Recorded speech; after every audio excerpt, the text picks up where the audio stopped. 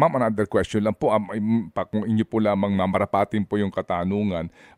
Yung pong kahapon sa hearing sa Kamara, may nabanggit po no, na mga kawani ng Vice President, Presidential Security Group, no, itong si Commander Colonel Raymond Dante La Chica, at saka yung pangalan pa ng isa na isang koronel, ito pong mga nasa militar na ito, ngayon po nasa active service pa rin sila at naka-assign pa rin po, naka-detail pa rin po kay VP Sara?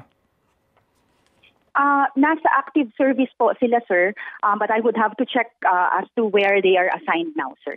Okay, sige po. And ito pong ganito pong uri ng appointment, talaga pong ito ay handpick nung opisyal ng gobyerno, di po ba? Come again, Manong Ted? Apo. Ito pong appointment nila, meaning assignment nila, ay ang nagdesisyon mismo, ang may gusto nito, yung mismong kanila pong, kumbaga, babantayan. In this case po, si VP Sara.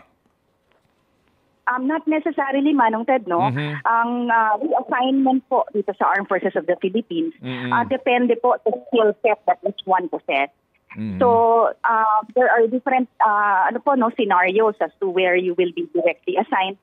Umiikot po kasi talaga po ang lahat ng opisyal. Kasama po yan sa aming quantitative rating for us to get promoted. We have to serve in different capacities, in different units po. So umiikot po talaga.